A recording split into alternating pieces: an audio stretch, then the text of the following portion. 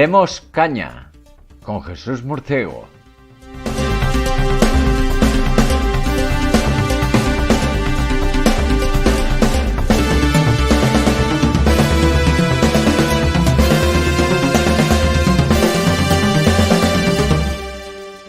Buenas noches, amigos, y bienvenidos a Demos Caña, la actualidad con criterio.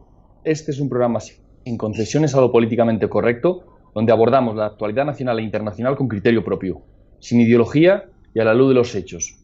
Aquí nos atrevemos con temas que no dejan indiferente a nadie, y donde otros siguen la propaganda oficial del gobierno o de los grandes intereses extranjeros, aquí analizamos la realidad en base a los hechos objetivos, sin prejuicios ideológicos de ningún tipo. Yo soy Jesús Murciego y estoy a cargo de este programa y cuento con mis colaboradores habituales del Grupo Demos y hoy con un invitado especial, Javier García Isaac. ¿Qué tal, Javier? ¿Cómo estás? Bueno, un placer estar de nuevo con vosotros. Siempre que me llamáis, para mí es un honor el participar en vuestros fantásticos programas.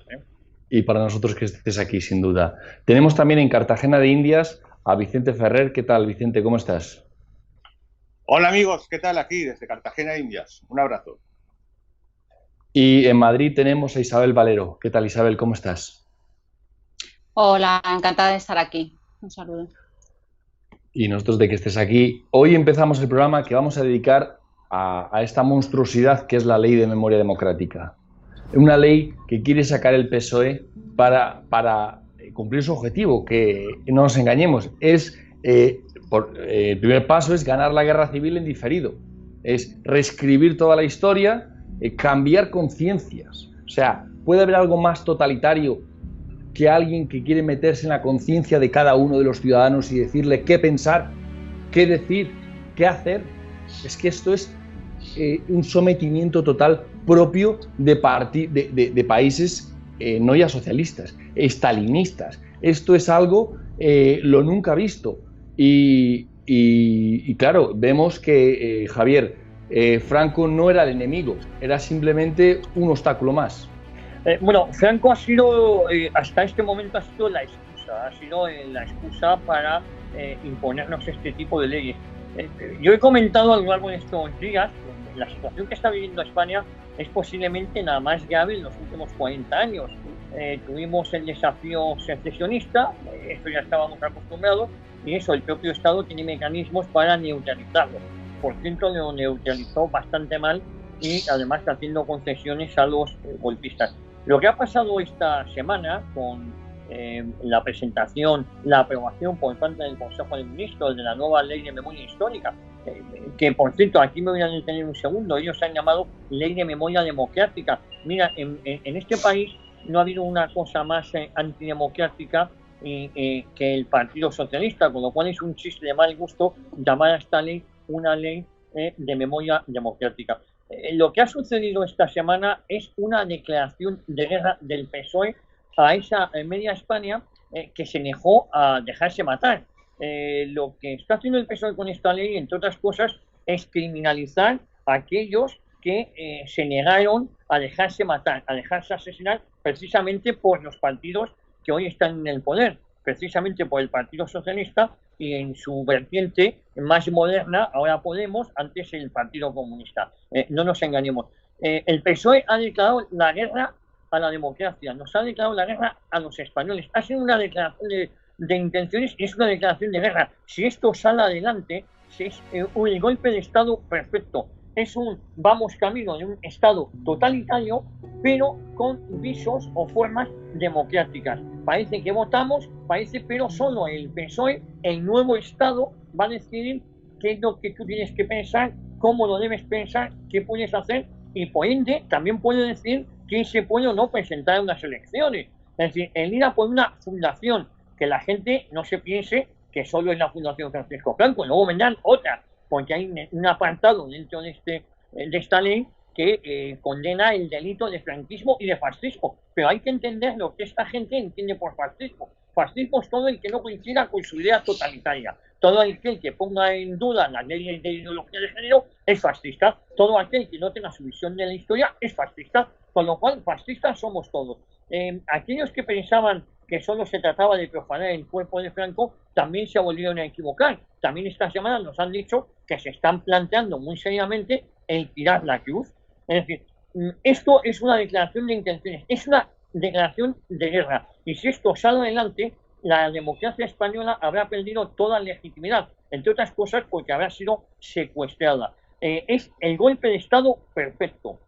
Y eso es a lo que nos estamos encaminando. Yo, si queréis, sobre esto que os comento, a partir de ahí podemos charlar. Pero insisto, claro, es lo más peligroso que ha pasado en los últimos 40 años en la democracia española. Secuestran la democracia, le dan viso de democracia y dan un golpe de Estado. Vamos hacia un Estado nuevo, un nuevo modelo de Estado. Que no digo que me guste el que esté, pero tenemos que ser muy conscientes al que vamos ahora, ¿eh?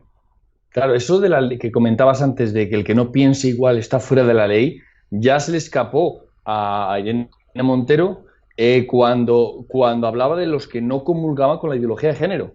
Ella decía que los que no piensen así están fuera de la ley.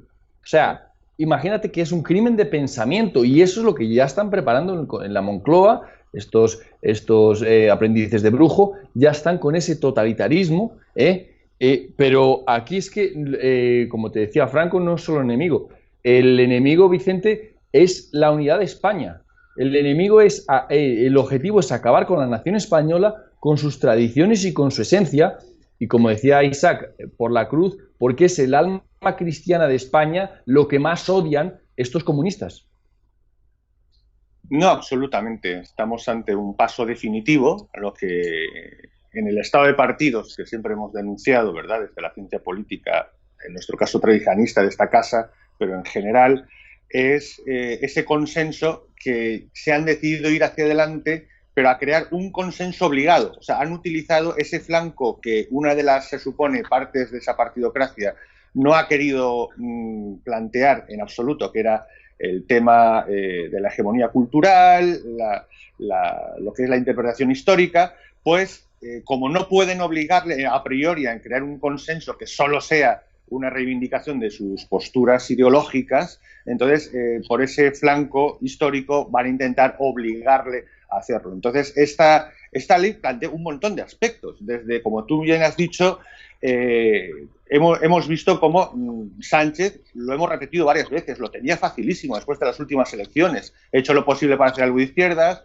voy ahora a una ortodoxia de Bruselas de la mano del PP, una gross coalition. No, eligió totalmente un partido determinado, el programa postnacional, es decir, el Estado postnacional, que Canadá es otro ejemplo, esa línea de la Agenda 2030, etcétera. O sea, la radicalización total en esa línea totalmente antinacional, antihistórica, y dentro de eso podríamos sacar un montón de cosas. Aquí mismo yo, y bueno, en esta casa hemos denunciado, por ejemplo, cómo se está intentando el asalto a las fuentes originales, la manipulación de la OSINT, de la Open Source Intelligence, de la inteligencia de fuentes abiertas, y cómo se está alterando. O sea, es una alteración real y total de todas las fuentes documentales, o un intento en eso, ¿no? Ahí podríamos hablar, y no digamos a nivel jurídico. A nivel jurídico pretenden derogar todas las sentencias.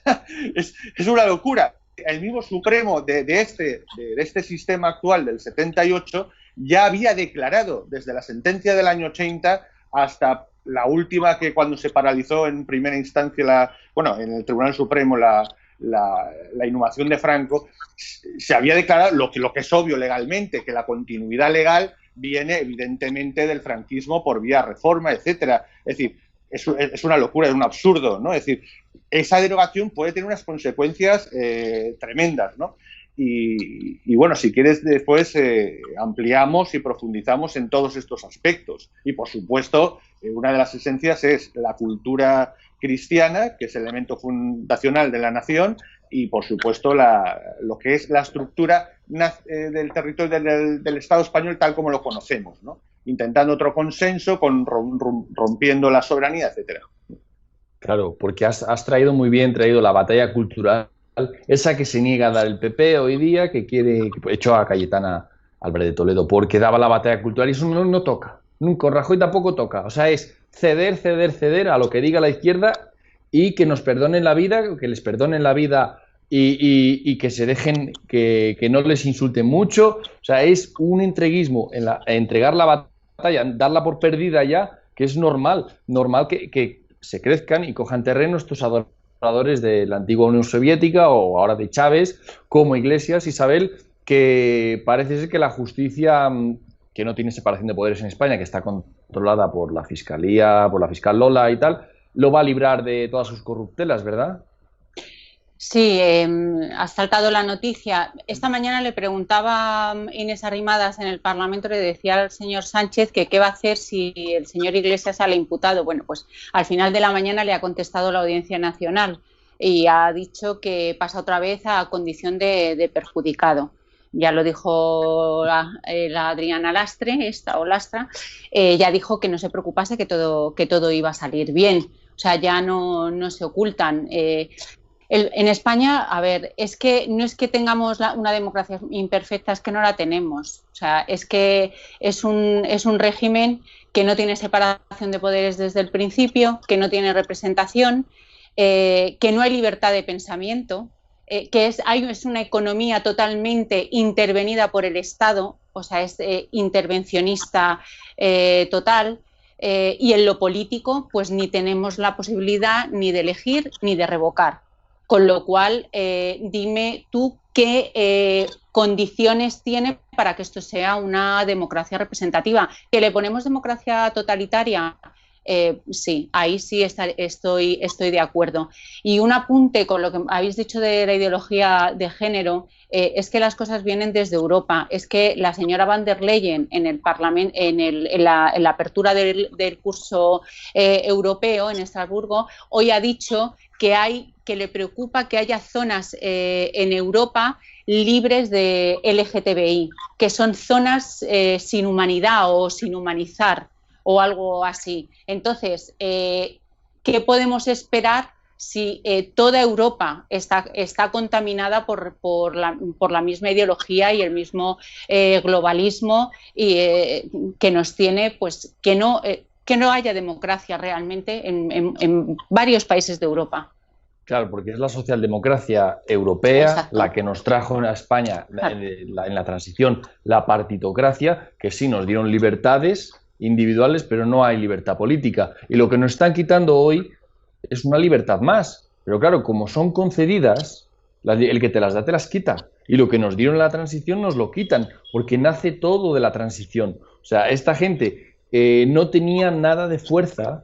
Los socialistas estaban en el exilio, los comunistas, incluso con crímenes como Paracuellos, monstruosidades, y fueron los franquistas los que le perdonaron la vida, fueron los franquistas los que le han dado de comer a este monstruo que ahora está desafiando y nos está metiendo miedo. Dime, Isabel. Aquí quería también hacer un apunte. A ver, en la guerra hubo dos frentes, ¿no? Los republicanos y los sublevados. Evidentemente, o sea, esto va en contra de todos, de los dos bandos. Desgraciadamente, hubo unos que perdieron, lo asumieron y siguieron con su vida, pero luego todos estos dirigentes son los que más se han beneficiado, todos estos asesinos son los que más se han beneficiado del franquismo y los que luego después han continuado en la transición. Tenemos los padres fraperos, tenemos todos estos que se colocaban en sindicatos y en partidos y han tenido una muy buena vida. Y hay muchos republicanos que asumieron su derrota e hicieron una vida normal. Y va en contra lo que están haciendo incluso de los que perdieron, porque la historia es la historia y tú cuando vas a las fuentes lo que quieres es informarte. Y entonces, por ejemplo, en mi caso, ¿qué hacemos con la condena de republicano de mi abuelo? Si ya fue conmutada, fue puesto en libertad, ¿yo qué tengo que pedir ahora, por ejemplo? O sea, es que ¿qué victimización quieres? Si eso ya terminó en el año 40 y ahí está, puedes acceder a ello y puedes verlo.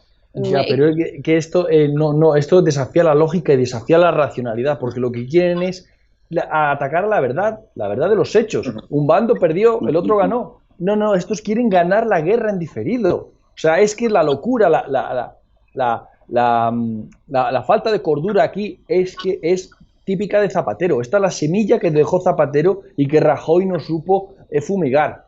Esto ha crecido y es un monstruo hoy que quiere devorar a la nación con tal de reescribir la historia, ganar la guerra civil 80 años después o 90 años después. Es increíble. Hablas de las fuentes, por eso quieren cambiar las fuentes. Quieren decir lo que no era, que era.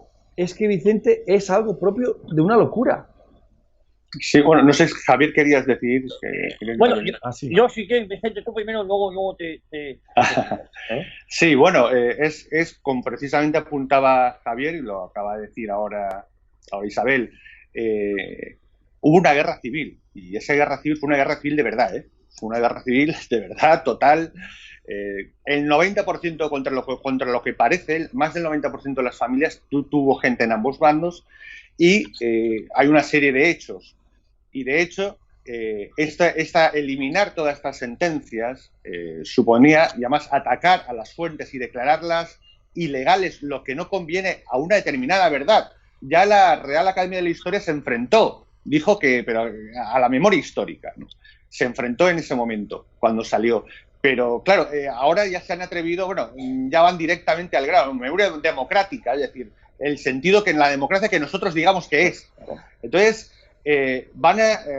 por ejemplo, en cuestión de las cifras, oye, la realidad es la realidad. La guerra se ganó, lo cual se ganó, hubo unos resultados espectaculares a lo largo de esos años, que ahora ya no se podrán, parece ser, decir, ¿no? Unos resultados obvios, objetivos, de a dónde llegó a España industrialmente, la creación de la clase media, etcétera, etcétera, y un proceso político obviamente monitoreado, que sabemos cómo es, que se supone que, aunque nosotros en esta casa no estábamos muy de acuerdo y podemos decir un par de cosas, que hubo un pacto, se supone, entre los elementos que componían hubo un consenso. Evidentemente, esto es una ruptura de eso, y además es que vamos a los números.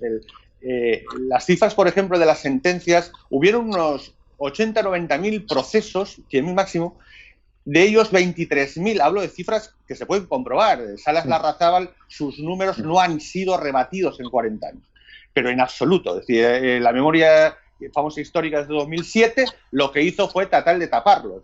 Pero sus cifras son de 23.000 condenas a muertes, de las cuales más del 50% fueron conmutadas. Es que el abuelo del señor vicepresidente es un ejemplo palmario.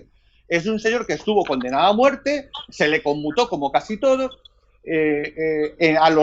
La pena perpetua se le cambió a 10 años y a los 5 años se salió. Un proceso normalmente bastante lógico en las guerras civiles, habitualmente, ¿no? Se hace una fuerza, una eliminación, evidentemente, y una represión de los elementos que se han caracterizado pues, por la crueldad o por ser elementos muy negativos, y a partir de ahí la reincorporación de esa parte de la sociedad. Estamos hablando que el ejército republicano, que por cierto la guerra la acaban ellos, la acaba el Partido Socialista, que da un golpe de Estado a sí mismo y entrega el ejército, que posiblemente en el único hecho pues patriótico de toda la historia del Partido Socialista Obrero Español, ¿no? Hay una conversación de prefiero, creo que fue Besteiro a Negrín, prefiero ser fusilado por Franco que ser esclavo de un tirano extranjero como Stalin, o algo así. Entonces, estamos hablando que 800.000 soldados se entregaron. En esa época, en los años 30, se exterminaba masivamente, en Europa. En España no se exterminó. Esos 800.000 soldados, de los cuales algunos parientes míos muy cercanos, pasaron por un proceso normal. En meses fueron reincorporados. En definitiva, a lo largo de toda una década, acabaron siendo, no hay más registros de más de 10.000 fusilamientos, 12.000. Y en penas capitales, desde el año 50 hasta el 75, que se fusila a los famosos del FRAP y de ETA, 5, solo se fusiló a Juan Gribau en el 64. Es decir, es un proceso habitual en cualquier guerra civil. ¿De acuerdo? Fuera de eso, ¿qué supone eso? ¿Qué supone derogar las sentencias? Como bien ha dicho Isabel, bueno, entonces, ¿qué? ¿Yo puedo reclamar? ¿No? Pues no, porque la ley pone... No, pero reclamaciones civiles no son válidas. Solo es válida la derogación. Y entonces, ¿para qué sirve entonces la derogación de las sentencias? Y aquí vemos, hombre, porque en la derogación de las sentencias, evidentemente, se asaltarán los archivos y se podrán eliminar, barrer o sencillamente borrar todos esos archivos que son barbaridades. Había un ejemplo palmario creo que era Antonio Gutiérrez, Guti, del PSUV, del Cataluña, era un personaje que en la transición accedió a sus archivos. Y cuando vio el horror que habían hecho dos de sus tíos, de sus parientes, él mismo dijo, bueno, la sentencia fue leve, el fusilamiento fue leve. Buscó a las víctimas de sus parientes y les pidió perdón. El único caso que ha existido en parte de la izquierda que ha hecho semejante cosa. Porque realmente los procesos que llegaban a término y a la pena capital, en más del 90%, siempre habrá casos extremos, pero más del 90% eran lógicos, eran relativamente lógicos con las barbaridades que habían pasado. Entonces estamos en algo muy serio, es evidentemente un paso totalitario, sin lugar a dudas, con todos los elementos pues para tener una herramienta que decir lo que pensar y lo que no pensar, y es sencillamente, una vez más, hay una parte de esa sociedad política española que, como en cierta época, ¿no? Ha dicho, esta vez sí que lo conseguimos. Esta vez vamos a imponer, vamos a criminalizar todo aquello que una enorme parte de la sociedad. Mis padres serían criminales. A mi madre que vio cosas tremendas, que decía que era capaz de decir, pues viva Franco, lo que sea, en medio de la calle, pues iría a la cárcel directo. Es una locura completa. Es criminalizar entera una parte de la historia, una gran parte de la sociedad, aunque parezca que esté callada en este momento. Y de hecho, fíjate qué cosa más absurda. ¿Cómo que sale esto ahora? ¿Y por qué no salió en tiempos de González? ¿Por qué no salió en tiempos de después? Es decir, porque todavía quedaban vivos los testigos de lo que pasó. Como quedaba toda una generación que ni en broma hubieran tolerado ni la más mínima cosa como esa, sencillamente han faltado, mis padres hace apenas 3 años, es que ha faltado toda esa generación. Ahora es cuando se atreven. Es una barbaridad, y que realmente es tan culpable, ojo, es tan culpable aquellos que se atreven a lanzarse como todo lo que los están tolerando, que no nos equivoquemos. Así es, Vicente. Y quería, Javier, que me comentaras que si estás de acuerdo con lo que ha dicho, que el objetivo aquí es criminalizar a la España que no se dejó matar. Vamos a ver, yo, vamos por partes, si os parece, porque lo que ha dicho Vicente estoy muy de acuerdo con él y también con lo que ha dicho nuestra amiga Isabel.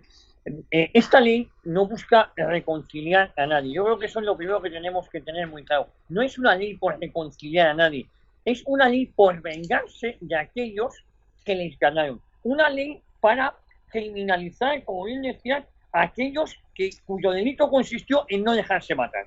Mira, José María Aznar comete un error de bulto, gravísimo, y es condenar el lanzamiento del 18 de julio. Si uno condena el lanzamiento del 18 de julio, está condenando a aquellos que no tuvieron otra salida que sublevarse.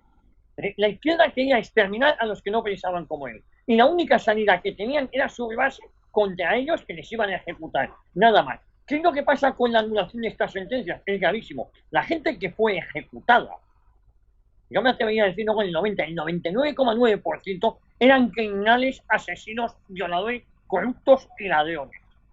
Y en base a la legislación de la época, tanto de un bando como de otro, hubiesen sido ejecutados. El anular esas sentencias significa que a las víctimas las volvemos a matar. Significa que estamos blanqueando los hechos que cometieron. Significa que Carrillo, Luis Companys, por ejemplo, porque Carrillo pudo venir aquí sin ningún problema. Luis Companys, que fue ejecutado, por cierto, bien ejecutado después de haber sido, bajo su presidencia, haber muerto más de 10.000 catalanes en el Alto de Montjuïc. Es un insulto para los que tenemos familiares asesinados por Companys, que él resulta que tiene un estadio de fútbol y la avenida principal allí donde él mandaba asesinar a gente. Por eso digo que esto no es una ley de ningún tipo de reconciliación. Es una ley que busca vengarse de aquellos que no se dejaron matar. Y esta es la gravedad. Es una ley que por un lado va a volver a los inocentes, a las víctimas, las vuelve a ejecutar, y a los verdugos los considera héroes. Y una ley que además a estos asesinos, a los que van a rehabilitar, porque la izquierda tiene muchos defectos, que hay una cosa que no podemos negar, no olvida a los suyos, tienen obsesión por rehabilitar a todos sus asesinos y criminales. Esto de la cultura de la muerte les mola mucho. El Partido Socialista Obrero Español es la organización criminal más importante que ha habido y más peligrosa a lo largo de la historia de España, mucho más que ETA. Las víctimas que contabilizamos en el PSOE, todo lo que han robado, es muy difícil que haya otra organización criminal que iguale a la actuación del PSOE. Mira, España fue extremadamente generosa con permitiendo que asesinos y criminales o herederos ideológicos de asesinos y criminales, como era el Partido Socialista Obrero Español o como era el Partido Comunista, se reintegraran a la vida pública como si nada hubiese pasado. Ese fue un gravísimo error que se cometió. Y te voy a decir por qué se comete ese error. Porque es verdad que durante el franquismo había una asignatura que era formación del espíritu nacional, pero en esa asignatura se enseñaba a amar a la patria, no se enseñaba a odiar a los comunistas ni a los socialistas. Si nos llegan a enseñar a odiar a los comunistas y socialistas, no hubiésemos permitido en el año 78 su ingreso como si no hubiese pasado nada en la vida pública española. ¿Y por qué pasó eso? Porque la reconciliación en España vino en el año 40.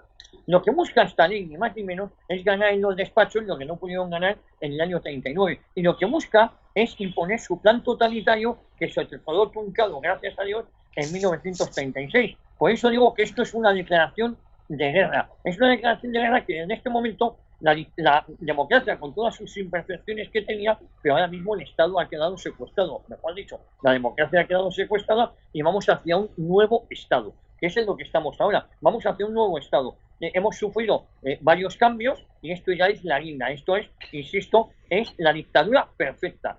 Un tipo PRI mexicano, esto lo hace el Partido Socialista de tal manera que se va a perpetuar en el poder. ¿Por qué? Porque esos consensos de los que habláis, no hay nada más antidemocrático en democracia que los consensos. Las democracias se supone que están para dialogar, para intercambiar opiniones, pero no para que ningún señor diga, señores, esto es lo que vamos a pensar entre todos. Señores, a sus hijos les voy a poner una asignatura para decirles quiénes son buenos y quiénes son malos. Y posiblemente ustedes que están educando a sus hijos, usted cuando llegue a casa de su hijo le diga, papá, eres un cabrón, o eres un asesino, o eres un fascista y te voy a denunciar. De eso se pretende. Es decir, de tal manera que van a excluir del debate el que podamos mantener este tipo de diálogo. Y por supuesto, vamos a reescribir la historia y van a ser el contar la verdad. Simplemente la verdad va a estar penado hasta 4 años de cárcel, 15 de inhabilitación y hasta 150.000 euros de multa. Es decir, la muerte civil la tenemos encima. No solo han acabado con la libertad política, que eso hace mucho tiempo que estaba mermada, puesto que las opciones nos van a limitar incluso las acciones.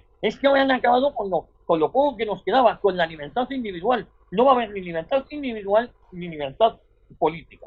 Y en ese es el escenario en el que tenemos ahora. Franco, la excusa, Franco es lo de menos. Lo que pasa es que el odio a Franco viene porque él simboliza a la España que le derrotó, ni más ni menos. Y también lo simboliza la cruz. Todavía estoy esperando que la conferencia episcopal en la jerarquía eclesiástica mueva ficha. Todo lo contrario, son colaboradores, cooperadores necesarios, como si eso les fuera a salvar la vida. Y por cierto, recordarle al Partido Popular que su organización no está fundada por un ministro de Franco, sino por hasta 7 ministros de Franco, su organización. Si piensan que esto les va a salir gratis, se equivocan. Insisto, vamos hacia un nuevo Estado más totalitario del que conocíamos, pero ya sin tapujos. La fiscalía es nuestro, todo es nuestro. Y en ese es el tema en el que estamos. Es terrible lo que decías del consenso, que es el pensamiento único. Es nada más contrario a la libertad de pensamiento. Y eso es lo que hubo en la transición. No llegó la democracia, lo que llegó fue un apaño entre antiguos franquistas y socialistas y comunistas para negar la libertad política entre todos. Si hoy tenemos esto, es porque ahí se plantó el germen del totalitarismo, el germen hasta los nacionalistas, que son también enemigos de la libertad. O sea, es que entraron en el apaño todos los indeseables que había por ahí. Y claro, de esos polvos estos lodos, ¿verdad, Isabel? Sí, aquí siempre tenemos que recordar, sobre todo en estos días, a Trevijano cuando decía: ¿qué os creéis? ¿Que por tener libertades individuales tenéis libertad? Igual que os las han dado, os las van a quitar. Y eso lo remarcaba siempre una y otra vez. A ver, es que también mirando la ley, me la he estado repasando este anteproyecto, a mí lo que, con la situación económica que tenemos, ¿no? A mí lo que me ha llamado la atención es la cantidad, fundaciones, comisiones, consejos, o sea, van a crear una cantidad de instituciones que, bueno, claro, irá gente. Yo es que siempre voy al tema, porque esta gente lo que hace, claro, es agrandar más el Estado. O sea, van a hacer más Estado. Aquí sí que harán todo Big Brother, ¿no? Un gran ojo, todo lleno de comisiones, de una fiscalía especial para ello, un banco de ADN, es que ha sido, o sea, un censo, de todo. O sea, hay una cantidad de instituciones que van a crear ad hoc para todas estas cosas, que claro, todo esto lo que hace es agrandar más el Estado, y ellos, que nos llaman a todos fascistas, es que esto es que se verá con el tiempo, claro, y se tendrá que estudiar con un poquito más de lejanía, pero es el neofascismo, o sea, la integración de todo en el Estado, pero a lo bestia, o sea, es una forma, ¿no?, más moderna de fascismo, pero hablo en la concepción jurídico-política del Estado. O sea, es un leviatán, o sea, es todo integrado. Sí. Y, o sea, por eso yo el otro día decía, es que yo no veo por ningún sitio liberalismo, o sea, yo no veo por ningún sitio nada, está todo controlado por el Estado. Y el Estado aspira a controlar más, a controlar hasta las conciencias. Es que no tiene límite. Esta gente en su ideología no tiene límite. Que luego lo vaya aplicando poco a poco o tarde en aplicarlo, pero que su objetivo es el mismo que era en los años 30. Es el totalitarismo. Es que lo que les impidió Franco de conseguir es lo que quieren conseguir ahora. Es que no han cambiado, pero además los mismos puntos. Hablamos antes de la unidad nacional. Desguazar España es irrenunciable para ellos. Luego, acabar con la religión, como ya sabes que no les gusta nada. Pero es que todo esto se lo permite la Constitución, Vicente. Todo en el consenso cabe todo, porque aquí ni hay convicciones ni principios y han metido cualquier cosa. Todo es democrático. No, claro, todo es artificioso, ¿no? Entonces, si todo es cuestionable, entonces no hay unas referencias. No hay unos, por supuesto, derecho natural de ningún tipo, ni un pasado totalmente cuestionable. No hay una historia nacional incuestionable, como en cualquier de los principales países, por lo menos de Occidente, ¿no? Entonces, aquí tenemos algo que tendríamos que estar en un tema cualitativo, que es, primero de todo, ¿cómo que mezclar el juicio histórico con política? No puede ser política a estas alturas, ni el franquismo ni nada parecido. Es decir, estando, pues seguro, completamente de acuerdo con todos los juicios históricos que Javier ha enunciado, pero realmente esos son juicios históricos. ¿Qué hacemos hablando de historia? Es una locura. ¿Cómo que han convertido una generación que encima ni siquiera tomó las papillas en la televisión de los 80? Las tomó ya hasta en los 90. Yo ya estudiaba Derecho, pero ¿qué es esto? O sea, entonces es una invención ideológica absoluta, de una creación de una realidad desde cero, precisamente para imponer todo un programa que ya han experimentado en Argentina y sobre todo en Venezuela, ¿verdad? Y que en esta versión del siglo XXI tratan de imponerse. Y ese partido eterno que siempre está detrás, que como decía uno de sus grandes líderes, Largo Caballero, que me imagino que su fundación no será tocada, porque no, llamando siempre a la revolución y contra el orden establecido, decía, antes soy socialista que español, decía claramente. Entonces, tenemos una organización que nunca ha estado, que siempre ha engañado ese falso consenso encima. Y cuando he dicho cualitativo, ¿a qué me refiero? Por ejemplo, es que estamos hablando de crímenes de lesa humanidad. Es una barbaridad, porque si tú hablas de crímenes de lesa humanidad, que es algo muy serio, y que toleramos que se hable de una forma totalmente arbitraria, ¿cómo crímenes no hubo crímenes de lesa humanidad? Mira, lo que estoy diciendo ahora resulta que podría ir hasta la cárcel en este momento o una multa en España. No hubo crímenes de lesa humanidad por parte de los vencedores. Entre otras cosas, tampoco es que pudieron demasiado, pero es que no hubo cremas. Hubo una guerra, evidentemente, la guerra es la guerra, y después una represión por parte de los vencidos habitual. Por cierto, en la misma época, en Francia hubo 2 o 3 semanas en las cuales De Gaulle dijo, bueno, aquí o sacamos metralleta contra los ciudadanos, o esto es una locura. Aniquilaron a 40.000 personas sin juicio previo. En Italia fueron 50.000. Quiero decir, oye, y resulta que España, que no llegaron probablemente ni a más de 10 o 12.000 fusilados en procesos abiertos, en la mayoría de los cuales se les suspendían varias causas. Es decir, es un absurdo. Entonces, si toleramos eso, culturalmente hemos criminalizado. O sea, ya en el hecho de hablar del franquismo o de hablar de hechos de esa etapa, ya significa que eres, un nazi, nazi es poco, alguien que va al holocausto, a un genocida. Es como un genocida. Lo único semejante a un delito de lesa humanidad, lo más parecido que hubo, precisamente lo hubo en el otro lado. Fue una sistemática ataque, persecución, pues a la religión católica en este caso, ¿no? Unas veces auspiciado por parte del poder, otras tolerándolo. Pero no hubo nada parecido. A ver si somos capaces, y no hay nadie, desgraciadamente, ni en la clase política, ni siquiera en la cultural, que se atreva a decir, oye, vamos a poner la terminología en sus medios, ¿no? Entonces, se está utilizando una jerga absolutamente peligrosísima, porque tiene consecuencias legales, como es algo tan brutal como la lesa humanidad. No es verdad. Y no se puede comparar ni a Franco ni al franquismo con dictadores que cuando murieron habían destruido completamente sus países. Es una realidad completamente adversa. Además, radicalmente opuesta.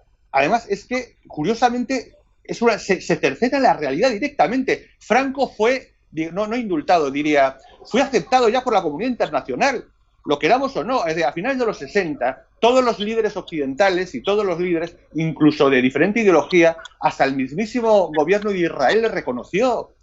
Entonces, y declaró en ese momento que no tenía nada que ver con las mayores barbaridades X que habían pasado durante la Segunda Guerra Mundial. Es más, colaboró en contra en algún momento a partir de cierta época.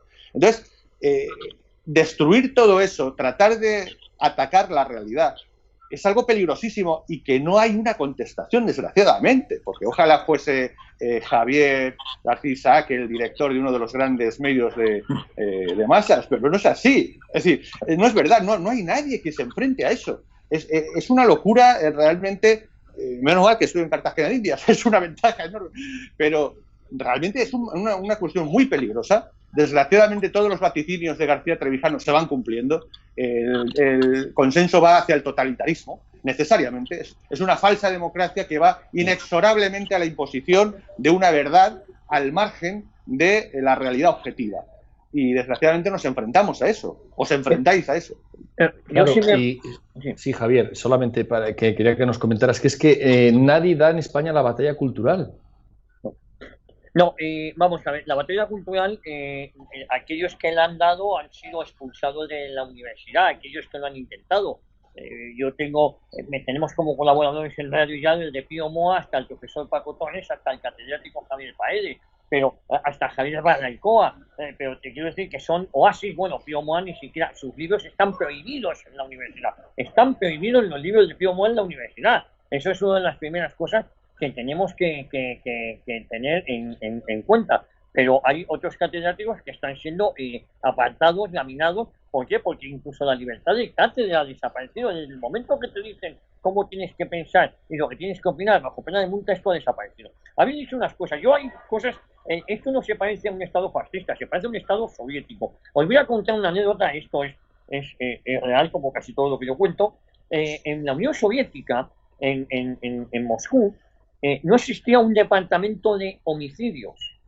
Y no existía un departamento de homicidios porque en el paraíso soviético no se entendía que alguien pudiera matar a alguien o que alguien pudiera violar. El caso era un caso de un violador en serie que descuartizaba a sus víctimas no sé si era en Moscú o en Siberia. El caso es que no existía un departamento de homicidios en toda la Unión Soviética porque no se entendía, simplemente la Unión Soviética negaba que pudiera haber homicidios en el paraíso soviético. Lo que estamos viviendo ahora es lo mismo, es negar la historia. Es que Franco, mira, vamos a criminalizar a todos los que se levantaron y punto. Pero bueno, es que se levantaron porque les iban a matar. Bueno, que se hubiesen dejado matar.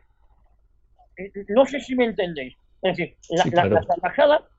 La ley en la Unión Soviética también había una ley. Bueno, de hecho es muy conocido que un inspector de policía consiguió a finales de los 50 que se abriera un departamento de homicidios, pero con muchísimas penalidades, porque insisto, no se entendía que en el paraíso soviético pudiera haber alguien que pudiera cometer un asesinato. Entonces se negaba la mayor. Esta ley es muy parecida a estas leyes de carácter soviético, donde estaba penado en las actividades antirrevolucionarias o antiimperialistas. con esas leyes, pues al final pues, se sentenció a muerte a Trotsky. No que Trotsky fuera ningún santo, ni muchísimo menos, pero se acusaba a todo antirrevolucionario de ser trotskista en la época, luego se les acusó de ser stalinista. Pues aquí ¿de qué se acusa? De ser franquista. Te ponen ese marchamo y eso ya da vía libre para que te puedan ejecutar, exterminar por el momento y que nadie se lleve engaño civilmente. Luego estos no tendrán empacho en utilizar otro tipo de armas. ¿Y por qué digo esto? Porque para Carmen Calvo, todos aquellos que se sublevaron y no se dejaron matar en el año 36, insisto, y este matiz es muy importante, no son personas, son cosas. Han cosificado al que no piensa como ellos. Y eso es un peligro, porque claro, ¿por qué se producen las grandes matanzas en la Unión Soviética? ¿Por qué se ejecuta pues, a 20, 40, 50 millones de personas? En China no se saben los millones de personas que han sido ejecutados, todos con un denominador común, es el comunismo. Pues simplemente porque no consideran que estén matando a una persona. Cuando ellos nos expulsan de la vida civil, o cuando asesinan a Víctor Laínez, que puede parecer una tontería, ¿no? Asesinan, y al asesino le condenan solo a tan solo 4 años. ¿Por qué? Porque incluso parte del jurado considera que a quien ha asesinado es a una cosa que además era falsa y posiblemente franquista, y eso ya pues te quita la condición de persona. Y cuando yo ejecuto o pego una piedra a una cosa, en el fondo no tengo por qué tener conciencia de que estoy haciendo nada malo. Así se explican las grandes atrocidades y así se explican la falta de sensibilidad que tienen. Así se explican que quieran rehabilitar a Luis Companys. Es como decir, voy a rehabilitar al destripador de York o al estrangulador de Boston, yo qué sé, ¿no? No sé si me entendéis. Pues a un criminal en serio, pues lo que hace el PSOE es rehabilitarlo y entonces quiere rehabilitar a sus asesinos, dando a entender que esa gente que murió a manos de criminales socialistas, pues que es que no merecían la pena vivir porque, claro, se sublevaron contra su legalidad, la propia legalidad que ellos habían violentado. Fuera del debate histórico, que es muy interesante y que da esa batalla, ellos simplemente quieren establecer otra legitimidad. No la legitimidad de 1976, no la legitimidad que efectivamente vino de la ley a la ley, por cierto, con más errores o con más errores que aciertos, desde mi punto de vista, pero ahora ya han llegado a la cuadratura del círculo. Los hijos y nietos de los sublevados, como el caso de José María Aznar, pues claro, llegaron a condenar el 18 de julio. Esa condena del 18 de julio es que José María Aznar estaba condenando a su padre y a su abuelo. Es decir, esto es maquiavélico. Y ahora en el siglo XXI, la cuadratura del círculo es decir, señores, hemos llegado a nos falta un poquito más para llegar a la dictadura perfecta, que es con formas democráticas. Y llegamos a decir, el pasado ha sido usted lo va a aceptar, no hay nada. Si usted dice lo contrario, o si le ocurre decir que la televisión de aquella Franco en el año 58 o 52 es mentira, todo llega en el año 82, todo absolutamente. Pero es que fijaros una cosa, incluso la amnistía del 77, que por cierto fue una aberración, de la que gracias a la amnistía del 77 existe ETA, y ETA siguió matando gracias a esa amnistía, quieren revisar esa amnistía, pero solo lo que afecta a los 4 que pudieron estar vinculados con el franquismo, nunca a los centenares de taras que quedaron en libertad. Que por cierto, la amnistía la pedían ellos, porque Madrid en el año 76-77, amnistía y libertad, y debajo firmaba el Partido Comunista de España. Es decir, que fue una de las aberraciones. Naturalmente hay que revisar la amnistía del 77, pero no en el sentido que ellos la están haciendo, ¿no? Bueno, podríamos estar hablando, a lo que voy es que esto es una declaración de guerra donde han secuestrado la democracia imperfecta que teníamos para reconvertirla, para llegar al Estado totalitario ya sin tapujos. Porque estábamos camino de un Estado totalitario, ahora ya es sin tapujos, ¿no? Así es, nuestra partidocracia ha sido asaltada por esta banda de cuatreros, de asaltacaminos, de chorizos y de ladrones, que es lo que son los socialistas, porque que no se nos olvide, estamos en medio de una pandemia donde han dejado morir a 50.000 personas. Estamos en una crisis económica que se nos va el 10 o el 20% del PIB por el fregadero. La riqueza nacional se nos va. Y mientras esta gente, eso no es interesante para ellos, les da igual, se arruina el país, da igual, se muere 1 millón de personas, es lo mismo. Eso sí, sus muertos son muy importantes de la guerra o sea, su tatarabuelo muerto es más importante que su abuelo que se acaba de morir de coronavirus. Es que es algo... Dime. Su tatarabuelo muerto que posiblemente sería un asesino, ¿eh? Que todo hay que ponerlo... Probablemente, o en el bando nacional también, porque sí. Es que esto puede ser de cualquier manera, pero es que lo que me decías, Javier, de las formas democráticas, porque es lo único que tiene democrático, las formas, el como si fuera... estas formas se están perdiendo, igual que en los años 30 también era una república muy república, pero el que la apoyaba era Stalin y no era Churchill desde Londres, era Stalin, y lo que querían atornillar ahí era la Unión Soviética. ¿Entiendes? Lo que fundaron en Asturias, en el levantamiento, fue la República Socialista de Asturias. Vamos, a ver si nos aclaramos. ¿Dónde iba? Más que a la sovietización, eran bolcheviques. Era el comunismo, pues lo que querían hacer siempre, ¿verdad, Vicente?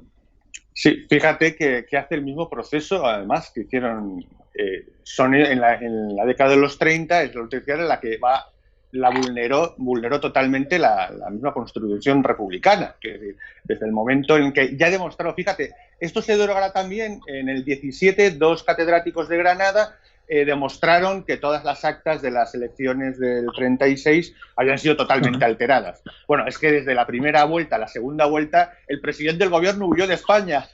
Debe ser unas elecciones fantásticas. El presidente del gobierno, después de la primera vuelta, sale del país y se dan válidas en la segunda vuelta. Cuando ya no había el más mínimo control, los sindicatos habían tomado todo por asalto.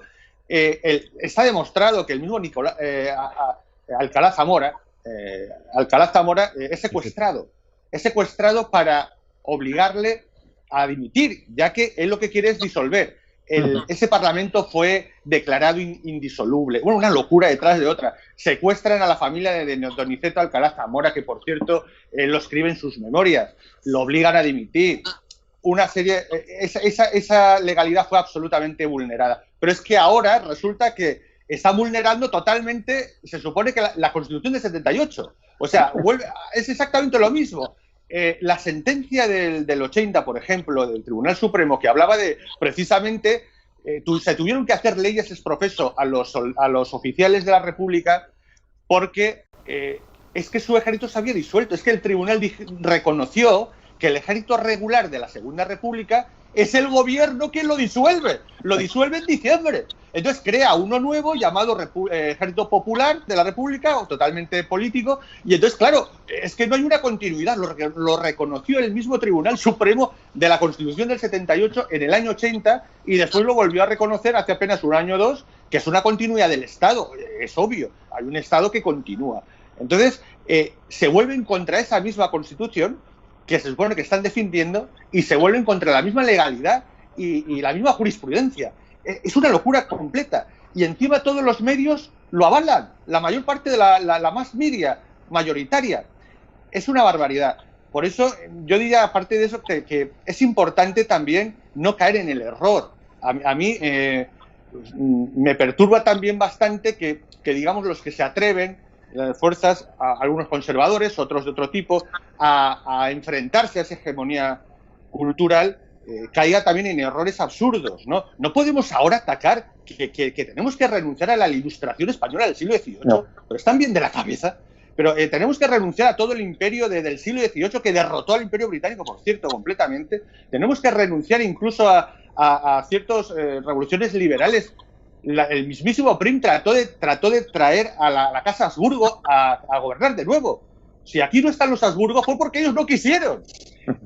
Trató de hacer una república constitucional. O sea, tenemos que renunciar a todo el siglo XIX también, porque algunos eran de alguna asociación masónica y no sé cuánta vaina. Es absurdo, no podemos caer ahora en esa retórica ridícula, absurda, de buenos y malos, de como a mí me dé la gana. Es decir, tenemos que tener un sentido común muy claro, ver que se está ante un hecho real de una imposición totalitaria y, por supuesto, de corte soviético, no nos engañemos, y de una ideología muy clara que trata de destruir la identidad nacional, trata de destruir la legalidad y toda posibilidad de libertad política y de posibilidad de representación política y de organización política de la nación, por supuesto del Estado, y por supuesto que la nación no es el Estado, por favor, tampoco, que también que ya estamos otra vez ahí con que el Estado es la nación. No, la nación material es muy anterior. y tenemos que reivindicar también la legitimidad de la nación, que está muy por encima de la existencia misma de la estructura del Estado, ¿no? Y bueno, ahí os dejo los temas. Claro. Quería preguntarte, Isabel, porque hablando del tema cultural, es que de los detalles de la historia, muy poca gente sabe lo que eran las checas. ¿Tú lo conocías? Hombre, no, es algo que al final vas investigando y te vas documentando, y es verdad que creces con un relato, pero en cuanto empiezas a hurgar y empiezas a investigar, pues y te enfrentas con la realidad, pues no queda más remedio que asumirla, y como está diciendo Vicente, pues es lo que hay y lo tenemos que analizar como tal. Que los que no hemos vivido en dictadura y que no nos gustó, era un régimen autoritario, pues evidentemente libertad política, pero eso no lo hemos vivido, pero es que lo que se quedó en España no iba a ser mejor que lo que ganó, o sea, es que iba a ser muchísimo peor.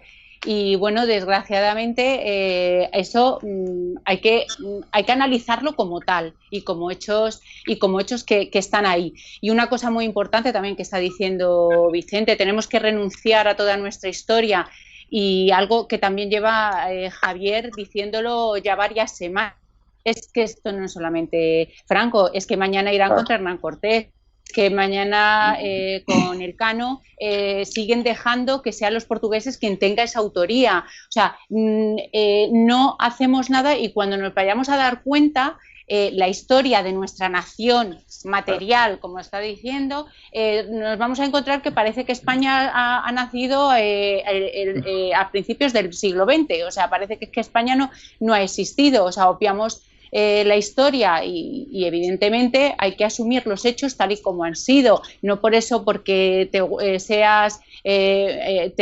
leas o sea, quiero decir, la monarquía, es que los Borbones, es que lo que hemos tenido en España, o sea, y hay que analizarlo tal y como es, y las checas, pues claro, sinceramente creo que fue bastante peor que lo que ocurrió en el bando nacional, aunque algunos también relaten los hechos, pero no nos tenemos que olvidar que no podemos analizar una guerra civil, o sea, los años de guerra civil no podemos querer que haya unos buenos y otros malos, porque ahí era una lucha fratricida, y ahí no podemos juzgar eso ahora mismo. Fíjate, si te permitís.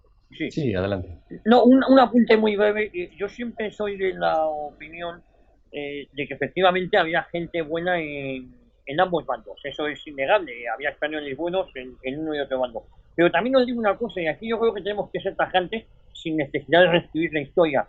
Solo tenía razón el bando que ganó. Es decir, había gente buena en ambos bandos, sin lugar a dudas, pero solo había un bando que tenía razón. Y era el bando que no se dejó matar, punto. Es que el otro bando iba a exterminar. Cuando dicen que Franco, miren, Franco no es que tuviese una capacidad de aunar milagrosa, pero es que el jugarte la vida, el saber que van a asesinarte, eso une mucho. Es decir, ¿por qué Franco une a todo tipo de católicos, incluso me atrevería a decir agnósticos, incluso a republicanos de derecha, conservadores, liberales, tradicionalistas, falangistas, me apura uno, fascistas, todo lo que a usted se le ocurra, todo lo que deseaban exterminar? Pues en la unión, más que de Franco, se debió a la gestión del Frente Popular, porque el Frente Popular estaba exterminado de todos ellos. Entonces, eso fue lo que consiguió, y Franco pues es la cara visible de esa unión. Entonces, por eso digo que hubo dos bandos, sí, hubo gente buena en ambos bandos, sí, pero solo uno tenía razón, y fue el que ganó, el que se negó a dejarse exterminar. Y lo demás, pues bueno, y por supuesto la reconciliación en España llegó en el año 40.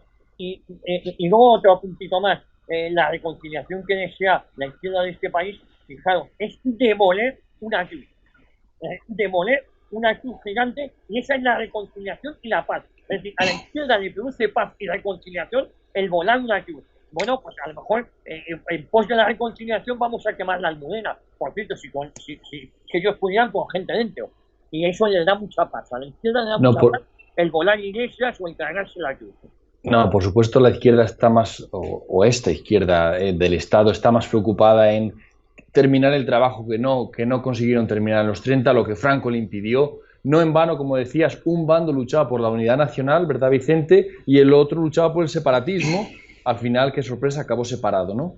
Bueno, sí, había ideología, pero es que es muy clara la dicotomía aquí entre la unidad nacional, la historia, la tradición de España, lo que es España, lo que ha sido, y la moda esta que había en los 30 del internacionalismo marxista, socialista, de la Segunda Internacional, donde estaba el PSOE, que es ahora equivalente a los movimientos globalistas como el Black Lives Matter y que quieren poner lo mismo. Entonces te pregunto, Vicente, ceder, tú hablabas antes de ceder, pero es que aunque cediéramos toda la historia, nunca se iban a conformar. Lo que quieren es exterminar, destruir la historia y destruir la civilización cristiana occidental. Por supuesto. Entonces, por eso mismo hay un momento en que no se puede ya quedar quieto, se tiene que haber algún tipo de movimiento. Es que es imprescindible. La guerra civil, aunque es un juicio histórico, y tiene que ser defendible en cualquier lado, primero porque no hay ninguna lesa humanidad, salvo el ataque a una religión concreta, por cierto. Y segundo, porque es un hecho histórico que se tiene que poder defender desde todos los puntos de vista legalmente, ¿no? Que, por cierto, comparto completamente la realidad. Tenemos también que no podemos quedar atrapados por los chantajes que ha montado precisamente esa parte de la sociedad, esa izquierda mediática e izquierda estatalista. No podemos ser, ya no se puede entrar en eso. Hay que afrontarlo, lo siento mucho, hemos estado esquivando, de acuerdo, pero lo siento, tenemos que afrontarlo. No hay más remedio, porque no podemos permitir que eliminen esa parte de la historia. Entonces, tenemos que afrontar que, oye, ¿qué pasó en ese momento? Pues como decía García, Javier, es decir, yo lo viví con mis padres y mis abuelos, es que era muy claro, es que cuando te cuentan su experiencia te decían, no tenían ni idea de lo que iba a pasar después, les importaba un carajo, los falangistas decían que no sé qué, unos requetes no sé cuántos, otros que a lo mejor la otra es la monarquía, que es lo único que ha durado, de todo, había de todo, hasta republicanos de no sé qué. Es decir, pero lo que tenían claro es la supervivencia. Claro. O sea, es casi lo de, y lo siento, ya sé que a la gente le da espasmos los británicos, pero es lo que decía Churchill, la supervivencia es la victoria, no hay más remedio. Es decir, en ese momento lo tuvieron claro, es que tenían el maldito apocalipsis en las calles, que lo vivieron, que vivieron desollar vivo a las oscuras por las calles, que eso lo vivió mi madre con 4 años, o la abuela, o sea, lo vivieron el hecho, que entonces estaban muy claros los bandos. Primero sobrevivamos a esta locura y después ya veremos. Y los otros, claro, tenían un embolado increíble. ¿Por qué luchar de tal ideológico? Entonces, tenemos que ser capaces de defender la posibilidad de los juicios históricos, porque si no estamos perdidos.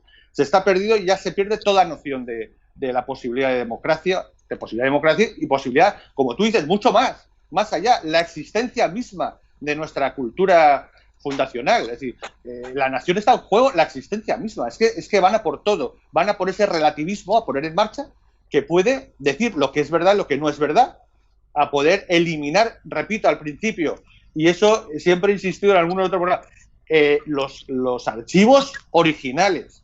Yo todavía hace apenas 3 años pude hacer un monográfico con por ejemplo, la hemeroteca de Ausias Marc, disculpa, la hemeroteca de la Fundación Marc.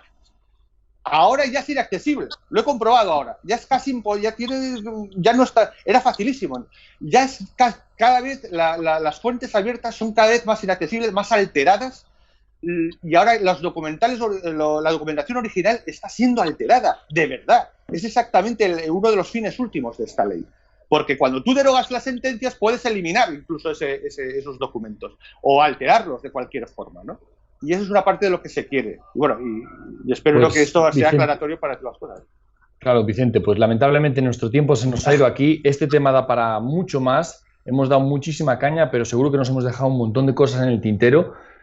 A nuestra audiencia le pedimos que nos haga comentarios. Gracias, Javier, por haber estado aquí un día más. Gracias a vosotros siempre, ¿eh? Un placer como siempre y es un honor en esta casa de realidad tener programas del nivel que hacéis vosotros, ¿eh? Pues muchas gracias, Isabel. Un gusto siempre tenerte aquí. Gracias por invitarme. Muchas gracias. Y Vicente, ojalá que vengas más a menudo por aquí. Bueno, muchas gracias. Gracias por invitarme. Qué lujo poder compartirlo con Javier y, por supuesto, con Isa. Y, bueno, saludo a César, que está ahí en los mandos, y hasta la próxima, cuando queráis. Pues a nuestra audiencia, gracias por haber estado ahí. Esperamos vuestros comentarios y continuaremos hablando de este tema y de muchos más la semana que viene. Hasta entonces, un saludo para todos.